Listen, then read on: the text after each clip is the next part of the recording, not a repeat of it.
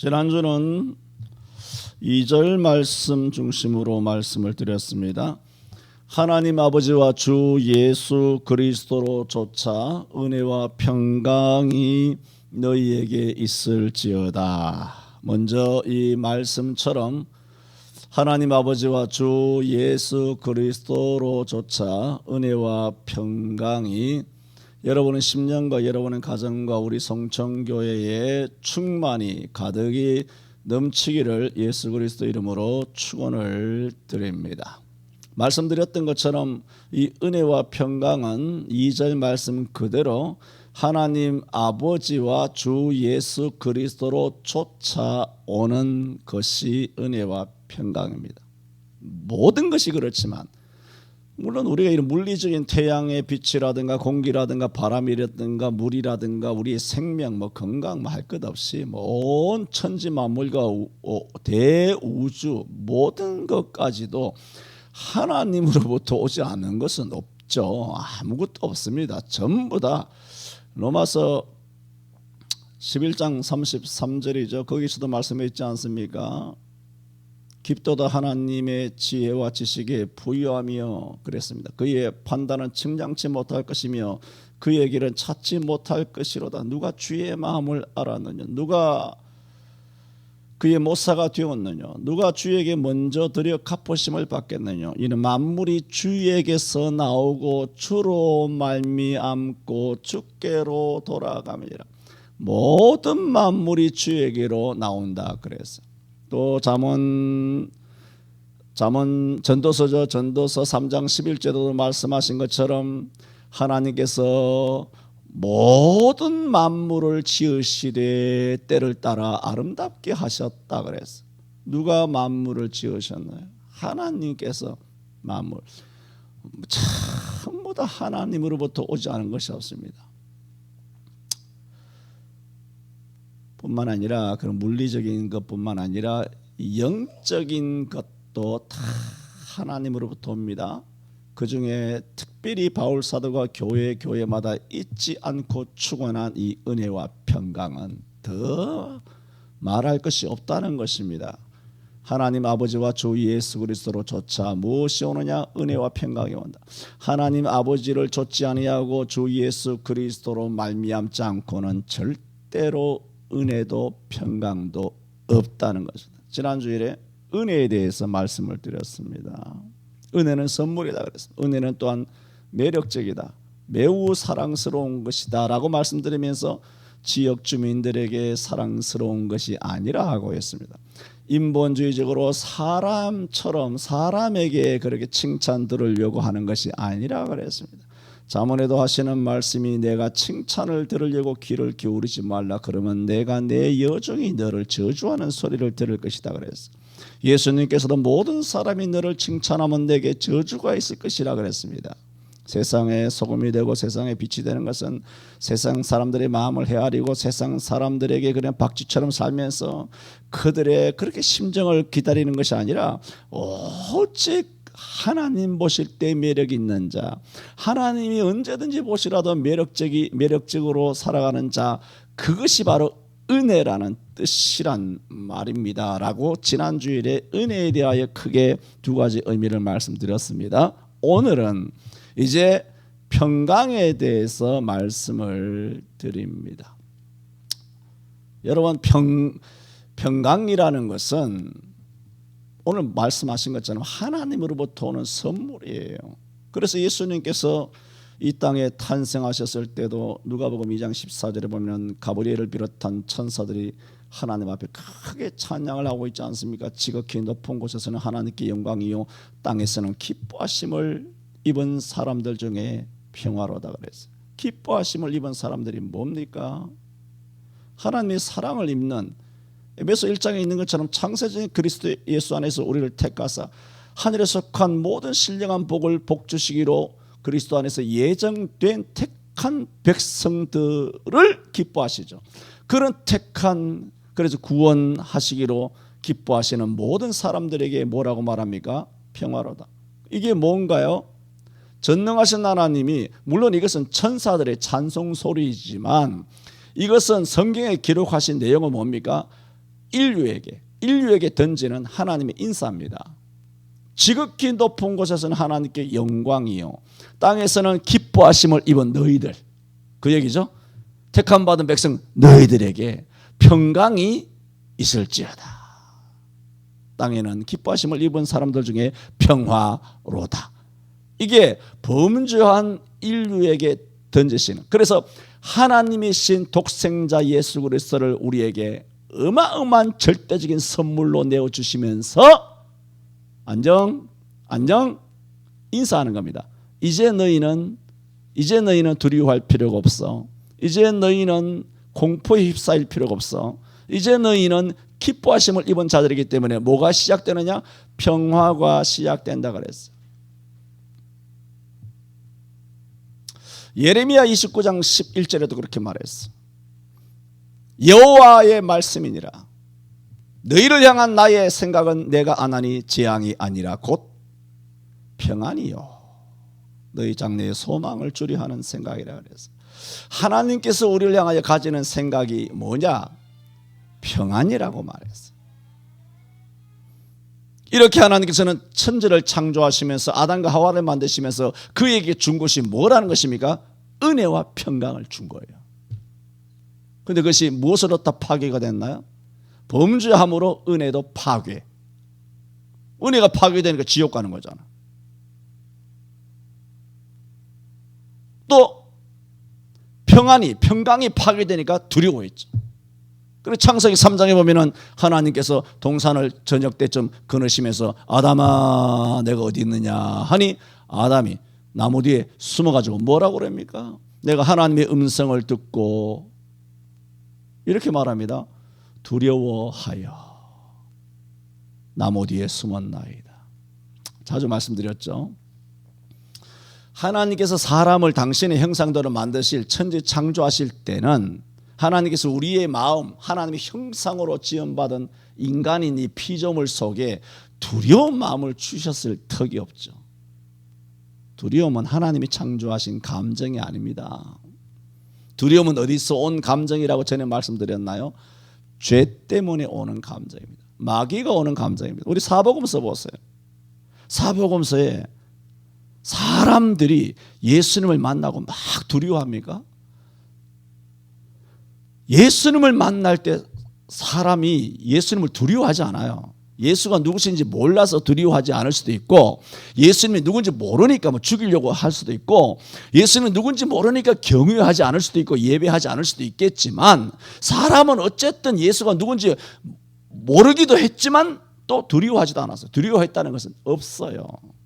예수님께서 갈릴리고 뭐 유대고 사마리아고 아무리 그렇게 다니셔도 예수님을 보고 두려워하는 사람이 없어요. 근데 사복음서에 귀신들 많죠. 근데 그 많은 귀신들이 예수님을 멀리서 보고도 그들은 그야말로 등줄기가 서늘하게 두려워서 큰 소리로 두려워했다 그랬어요.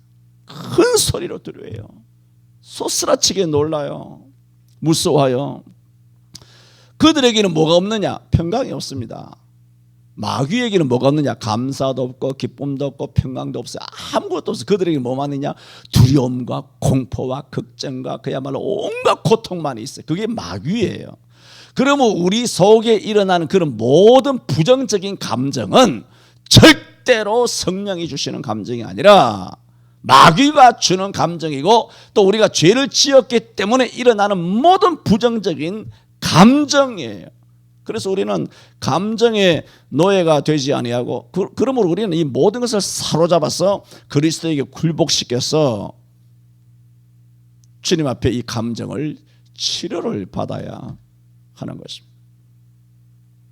하나님께서는 사람을 창조하셨을 때에 결코 두려워하는 감정을 창조하신 적은 없다.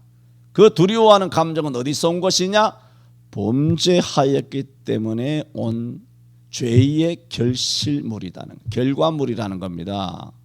그래서 오늘 본문뿐만 아니라 예수님 탄생하셨을 때 그런 천사들의 그런 인사라든가 무슨 예레미야 29장 11절 말씀이라든가 여러 성경의 말씀들을 보면 너희에게 평안이 있을지어다 라고 하는 이 인사는 무슨 인사냐? 우리 속에 죄를 지음으로 우리 속에 전혀 없었던 두려움이라고 하는 공포라고 하는 이 모든 죄악된 저주스러운 감정을 주님께서 치료시켜 주시기를 원하시는 겁니다.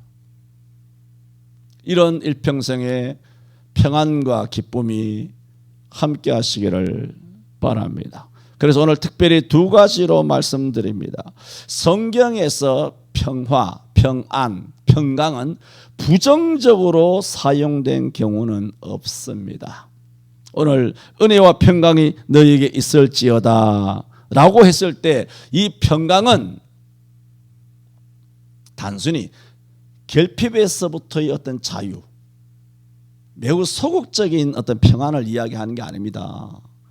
부족한 것을 채워주고 병을 치료받고 그리고 아픈 사람이 일어나게 되고 그리고 자기가 원하는 대로 이루어지고 가정이 행복하게 되고 사업도 번창하게 되고 입신양명하게 되고 뭐 이렇게 형통하게 일사천리로 아무런 어려움이나 곤란이 없는 그런 상태의 의미의 평안이 아닙니다.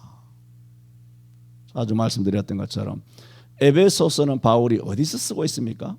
로마 옥에서 쓰고 있습니다. 지금 옥중에서 쓴 편지입니다. 그런데 너희에게 평강이 있을지어다 라고 합니다. 만약에 로마 옥에 갇혀 있으면서 바울 사도가 자기가 평안이 없으면서도 평안이 있을지어다 인사했다라면 이것은 거짓이시죠. 그건 거짓입니다. 아무리 옥에 갇혔더라도 내가 옥에 갇혔기 때문에 혹 평안하지 못했다면, 그러나 너는 옥에 있지 않기 때문에 에베소 교회에 평안하게 있기 때문에 평안할지어다라고 말했다면 바울 사도가 그들에게 하나님 아버지와 주 예수 그리스도조차 평안이 있을지어다라고 그런 인사를 했다라면 바울 사도의 인사는 잘못된 인사입니다. 자기가 평안하지 못했는데도 이런 인사를 에베소 교회 성도들에게 건넸다라면 그것은 바울 사도가 그들에게 축원한 평안이라고 하는 이 인사는 너무나 무기력한 평안일 수밖에 없습니다. 옥에 갇히면 평안하지 않고 그리고 옥에서 나오면 자유로우면 평안한, 그래서 너희는 평안하게 지내지 평안이 있을지어다. 이것은 너무나 상대적인 평안입니다. 그런데 바울의 이 인사는 그게 아닙니다. 자기가 정말 옥에 갇혔는데도, 언제 죽을지도 모르는데도 바울은 옥중에서 뭘 누리고 있다는 것입니까? 평안을 누리고 있다는 겁니다. 이런 평안, 그리스도 안에서의 자유, 하나님 아버지와 주 예수 그리스도로 쫓아오는 이 평안, 로마의 권력과 세상 권력과 박해와 학대로부터 그들을 쫓아서 세상 권력을 말미암아 오는 옥에 갇힌, 내가 옥에 갇힌 것은 세상으로 쫓아 세상 권력의 학대로 옥에 갇혔어요. 그러나 그 세상 권력에 의해서 옥에 갇혔지만 그래도 하나님 아버지로부터 예수 그리스도로 쫓아오는 평안은 그들이 뺏어가지 못한다는 겁니다. 오늘도 뭐 저 그런 이야기를 한 적이 있습니다만, 이제 내일 모레 뭐 한 사람도 교회 나오지 마라 그러고 뭐 그렇게 하니까 참 훌륭하신 목사님이시죠. 참 훌륭하신 목사님이 정말 뜨거운 가슴으로 그렇게 너무 안타까워서 눈물을 펑펑펑 쏟으면서 한국 교회를 너무 안타까워 생각하시면서 이제 우리가 목사님 같은 목사님끼리 이제 우리가 교도소 갑시다. 교도소 갈 각오로 우리가 이렇게 합시다 하고 정말 진심으로 하나님께 영광을 돌리면서 무슨 일이 있더라도 주일 예배는 포기할 수 없다. 옥에 갇히는 한이 있더라도 옥에 가는 한이 있더라도 예배는 드린다 하면서 정말 하나님 앞에 한국교회의 이 현주소가 너무나 누더기 같고 처참하게 그렇게 눈물을 흘리면서 가슴을 쥐어뜯는 그런 모습을 보게 됩니다. 굉장히 훌륭하신 분이죠. 그렇죠? 그런 이제 하나님을 향한 중심, 그거 넘어갑시다. 그렇게 그게 뭔가요? 그것이 어떤 위험이 있더라도 마음의 은혜와 평강을 가지는 거예요. 평강이.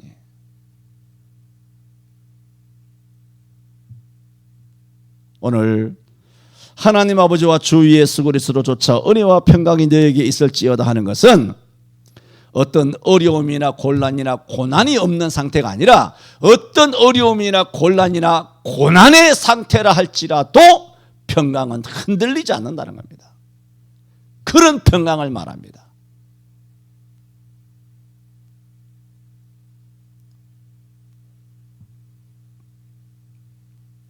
바울은 옥에 갇혀 있으면서도 그런 평강을 누리고 있었습니다. 이런 평강은 어디서 올까요? 하나님 아버지와 주 예수 그리스도를 쫓아옵니다. 그런데 이렇게 하나님 아버지와 주 예수 그리스도로 쫓아오게 되었을 때 평강이 오는 그 이유가 뭡니까? 그래서 하나님의 은혜이기도 하지만 자기에게도 뭔가 있습니다. 뭡니까? 자기를 다 내려놓는 겁니다. 마태복음 10장 39절에도 말한 것처럼 자기 목숨을 얻고자 하는 자는 잃을 것이요 나를 인하여 목숨을 잃는 자는 얻으리라. 그래서 아무든지 마태복음 16장 24절에 아무든지 나를 따라오려거든 자기를 부인하고 자기 십자가를 지고 나를 쫓을 것이니라. 그런 목숨을 내 걸면 두려울 게 없죠. 평안합니다. 잃을 것이 많으니까 두려운 것입니다. 여러분 누가복음 16장의 부자와 거지 나사로 비유를 잘 알지 않습니까? 부자는 날마다 자색 옷과 베옷을 입고 날마다 연락하며 호화롭게 살았습니다. 하지만 아시는 것처럼 이 부자에게는 평강이 있지 않았습니다. 왜? 평강은 하나님 아버지와 주 예수 그리스도를 쫓아서만 오기 때문입니다. 자주 말씀드렸죠. 하나님은 눈에 보이지 않습니다. 우리가 기도합니다. 하나님이 기도 들으신 것을 어떻게 압니까? 우리가 예배를 합니다. 하나님의 눈에 안 보입니다. 우리의 예배를 받으신 것을 어떻게 압니까? 평강을 통하여 압니다. 여러분 평안이라는 것은 평강은 하나님의 은혜가 임하면 은혜의 결과로 내 마음속에 일어나는 것이 평강이에요. 하나님께서 은혜를 주시죠. 은혜는 위로부터 오는 거예요. 하나님이 위로부터 오면 내 마음속에 뭐가 생기느냐? 실제로 은혜가 임하면 내 마음이 아주 평안해져. 세상과 나는 간 곳 없고 구속한 주만 보이도다.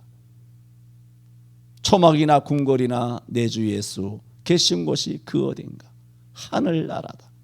그런 평안이 성경에 우리의 믿음의 선조들이 다 그렇게 살았거든요. 그 만화 아닙니다. 실제로 이렇게 믿음으로 걸어간 대한민국의 위대한 목사님, 장로님, 권사님, 여전도사님 뭐 이런 많은 성도들이 일제시대와 6.25 때 다 그렇게 살아갔습니다. 오늘 이 시대에 정말 찾기 힘든 그런 신앙의 인물이 되어버린 것이지 옛날에는 모든 성도들이 다 그렇게 살았습니다. 평강은 어디서 오느냐? 은혜를 입은 결과입니다. 그러므로 우리가 기도의 응답의 결과가 뭐냐? 기도 응답받은 지 어떻게 아느냐? 오늘 우리 11시 예배 수요 예배 드렸을 때 하나님 영광 받으신 거 어떻게 알 수 있느냐? 내 마음에 평안이 임합니다. 은혜가 임한다니까. 예배를 통하여 말씀을 통하여 하나님께서 은혜 베풀어 주시는 줄로 믿습니다. 예배를 통하여 은혜를 받는 거예요. 기도를 통하여 은혜를 받는 거예요. 성찬을 통하여 은혜를 받는 거예요. 그래서 신학적으로 은혜의 방편, 말씀, 기도, 성례 딱 세 가지 성경에 하나님께서 우리에게 은혜를 어떻게 주시느냐? 이 세 가지를 통하여 주세요. 이 세 가지는 전부 다 누가 역사하시느냐? 성령께서 하시는 거예요. 성령께서 어떻게 하느냐? 하나님 아버지와 주 예수 그리스도로 조차 은혜와 평강이 임하도록 성령께서 우리 마음 가운데서 역사하시는 거예요. 그래서 바울 사도가 주 하나님 아버지와 주 예수 그리스도조차 은혜와 평강이 너에게 있을지어다, 있기를 축원한다고 했을 때에 이 평강은 은혜의 결과입니다. 은혜를 주시면, 하나님께서 우리 기도를 응답하시면, 우리 예배를 받아주시면 예배자는 아주 마음에 평강이 옵니다. 평강이 와야 그 다음에 뭐가 오느냐? 기쁨이 있습니다. 감사가 있게 돼요. 그러므로 감사와 기쁨은 신앙의 꽃이고 열매예요. 항상 기뻐하라. 쉬지 말고 기도하라. 범사에 감사하라. 이것은 그리스도 예수 안에서 너희를 향하신 하나님의 뭐라고? 뜻이라 그랬어요. 뭘 하나님의 뜻을 자꾸 찾습니까? 하나님 뜻 찾는 사람 때려주고 싶다 그러잖아요. 하나님 뜻 압니까? 요한복음 7장 17절에도 외웠죠. 너희가 하나님의 뜻을 행하려 하면, 이 뜻이 하나님으로부터 왔는지 내가 스스로 말함인지 알려라 그랬어. 하나님의 뜻은 찾고 묻는 게 아니에요. 행해야 돼요. 행하려 하면 이게 하나님의 뜻으로 왔구나. 또 뭐라 그래요? 항상 기뻐하라 했잖아. 뭘 뜻을 찾고 쉬지 말고 기도하고 범사에 감사하고. 그렇게 하려면 뭐가 있어야 됩니까? 은혜와 평강. 은혜가 임하지 않으면 감사가 안 되죠. 평강이 없으니까 마음이 막 번민스럽고 고민스럽고 걱정스럽고 온갖 욕심에 사로잡혀가지고 애가 달아가지고 믿고 시기하고 질투하고 막 온갖 정욕이 솟아오르는데 그 마음이 평안에 있을 수 있습니까? 평안이 없죠. 왜? 은혜가 임한 것이 아니라 마귀가 임한 거예요. 은혜가 임하면 내 심령이 평안해지면 감사가 돼요. 그냥 감사가 돼요. 그리고 기뻐져요. 모든 염려와 근심의 그런 구름이 안개처럼 다 사라지게 되는 줄로 믿습니다. 첫 번째 말씀드렸습니다. 하나님 아버지와 주 예수 그리스도 쫓아오는 그 평강이 있을지어다라는 이 평강이 뭐냐?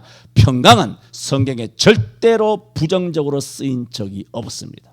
그리고 평강은 어떤 환경이나 주변에 의해서 제한받는 것이 아닙니다. 그것을 뛰어넘는 것입니다. 박해가 온다고 해서 염려하고 하는 것이 아니라 그것을 뛰어넘어서 어떤 환경이나 어떤 내 주변의 모든 것들을 거기에 억제되지 아니하고 모든 데서부터 자유할 수 있는 것.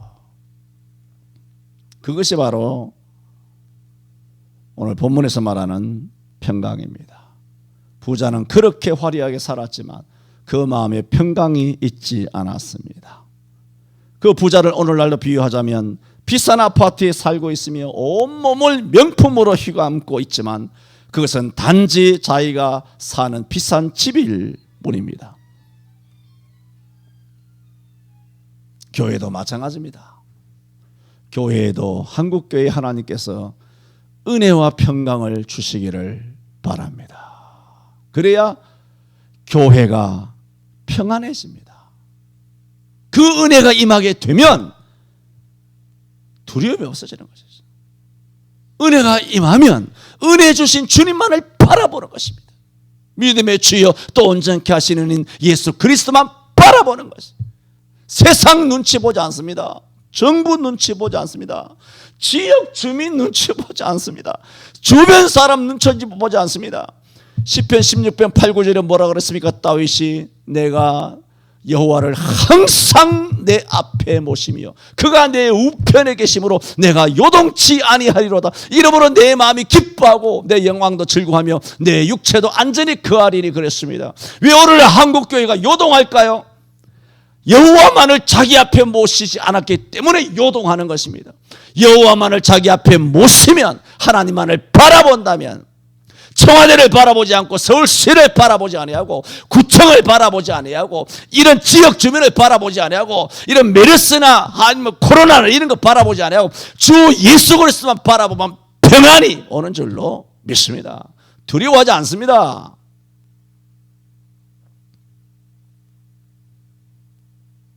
요동하지 않습니다. 교회가. 그것이 무엇이냐? 평강입니다. 세상의 평강의 근원은 오직 하나님과 예수 그리스도밖에 없습니다. 두 번째로 이미 말씀드렸습니다마는 평강은 은혜의 결과입니다. 예수님께서 말씀하셨죠. 마태복음 10장 12절에 전도하며 둘씩 보낼 때 너희가 어느 집에 들어가든지 그 집에 들어가기 전에 먼저 평안하기를 빌라. 그래서 예수님께서 부활하신 다음에 유대인들이 두려웠잖아요. 두려워했어요. 그래서 문을 꼭꼭 닫고 있었을 때 주님께서 바람같이 들어오셔서 제자들에게 가장 먼저 건넨 인사가 무엇입니까? 샬롬. 신약에서는 에이레네 샬롬. 너희에게 평안이 있을지어다. 그래서 주님의 첫 번째 인사, 주님이 탄생하셨을 때도 첫 번째 인사가 기뻐하심을 입은 사람들 중에 평화로다. 그래서 부활하신 다음에 첫 번째 인사가 평안할지어다 그랬어. 그 두 번이나 말했어. 예수께서 또 가라사대 너희에게 평강이 있을지어다. 예수님께서 또 살아 계셨을 때 요한복음 14장 27절에 평안을 끼치노니 곧 나의 평안을 너희에게 주노라 그랬습니다. 오늘 짧게 말씀을 마무리 짓습니다. 지난주에 이어서 은혜와 평강이란 제목으로 말씀을 드렸습니다. 이 은혜와 평강이 무엇이냐? 핵심적인 것은 이 두 가지 큰 은혜는 하나님 아버지와 주 예수 그리스도로 쫓아오는 것이다. 이것은 결코 땅에서 나지 않는다. 그러므로 우리는 사모해야 합니다. 은혜를 사모해야 합니다. 주님 은혜를 주시옵소서. 이 사모해야 됩니다. 은혜가 임해야 와야 우리가 평안이 생깁니다. 내 마음 속에 그 열매죠. 은혜의 비를 내려주셔야, 성령의 단비를 내려주셔야 우리 마음이 평안해지고, 평안해져야 기뻐하고 감사하게 되는 것입니다. 이런 은혜와 평강이 일평생 저와 여러분에게 함께 하시기를 바랍니다. 기도합니다. 하나님 아버지, 저희들에게 하나님 아버지와 주 예수 그리스도로 쫓아 은혜와 평강 주신 것을 감사드립니다. 성경에서 두려워하는 마음은 하나님께서 창조한 감정이 아니요 범죄함으로 말미암아 죄의 결과로 주어진 감정이라 하였습니다. 그러므로 우리 속에 있는 온갖 죄로 말미암아 온 마귀가 심은 두려움과 공포와 염려와 근심과 온갖 욕심과 그런 모든 불타는 모든 정욕들을 주님께서 모두 다 제거하여 주옵시고 은혜를 주심으로 우리 마음에 평강을 허락하여 주옵소서. 두려움을 쫓아내 주옵시고 세상을 두려워하지 말게 하여 주옵시고 인생을 두려워하지 말게 하여 주옵시고 사람을 두려워하지 말게 하여 주옵시고 오직 하나님만을 사모하게 하여 주옵소서. 예수님 이름으로 기도하옵나이다. 아멘.